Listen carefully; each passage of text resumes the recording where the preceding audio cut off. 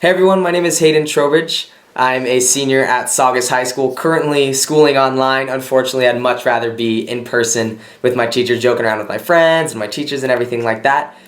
So I know this is all kind of sucky right now, but I promise we're going to get through this together. As a senior with prom and graduation and everything being canceled, I'm really feeling that stress, and so just want us to take a deep breath and realize that we're going to get through this and how loved you guys are. So with that said, I wanted to talk a little bit about respect.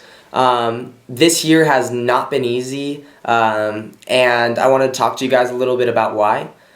So let's rewind a little bit to November 14th, 2019. It was a normal day. I woke up and had breakfast, got dressed, got in my car to go to school. It's 5:30 in the morning that I had to wake up for my first period, which is way too early for class. And then I blasted some Katy Perry and some Taylor Swift and everything to kind of just get me pumped up for the day. And I parked, met up with my best friend, and we walked to class. One thing that I have an agreement with my friends and everybody in my friend group is that no matter what, before we kind of part ways and go to our own classes, we always say, "I love you, have a good day." It's just something that's kind of in our routine. So we did that and we went off to our classes. About 40 minutes into my class, I heard a really weird noise outside my classroom, outside my door. And it sounded like a huge metal thud. Just a big piece of metal fell right outside my door. That was followed by silence for about a couple seconds and then 4 more bangs just like it. It was in this moment that I realized my family at Saugus High School had just gone through the next school shooting. And it's still hard to wrap my head around it, and excuse me if I kind of mix words together or things like that. But when I think about respect, I think back to this moment. And when I was sitting in my classroom for what seemed like hours, and a deputy had to pull us out as we walked past the quad, and he escorted us, and I saw the backpacks flung everywhere and the papers and even phones left behind for kids running for their lives. And I realized that in this moment, respect was not necessarily something earned, but something felt deep down in our human condition. When I think about respect, I think of people and I think about community. 2 things that are really established at school, but also just where I live. Community is a huge part of where I live. It didn't matter if you were from Valencia or Hart or any of our rival schools. That didn't matter. What mattered is that we'd all experience this together.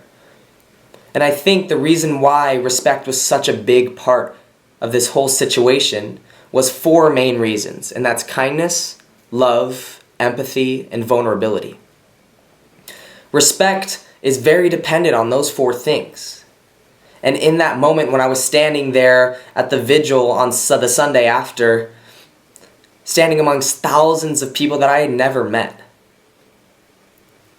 I was able to respect them for what they were feeling, and they were able to respect me for what I was feeling. I was in a classroom about 300 feet away from everything happened. I heard everything. I heard the screams. I heard the gunshots. And people were able to respect me for the way that I was coping, for the way I was crying, for the way I was mourning. And so what I want people to know about respect is that it takes a little bit of effort. It is something felt, but it requires effort from 4 other things, and that's kindness, love, empathy, and vulnerability. And so I know this year has been crazy, especially for me. I had the shooting, and then 2 days of school canceled because of fire, and then now this, my senior year, almost gone.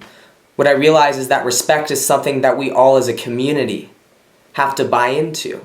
Respect is something that even though you may be older than me, I'm going to respect you because you have that wisdom, because I'm a human and you're a human. And so I hope you guys know how loved you are, and that it's okay not to be okay sometimes. Mental health is a tricky thing, but if we can be more kind, loving, empathetic, vulnerable, and respectful towards each other, I believe our mental health will start to be prioritized, and I think we'll see an increase in general well-being in our community and in our global community, actually. And so once more, I hope you guys know how loved you are, and I appreciate you guys coming today to better yourself. Have an amazing day, guys.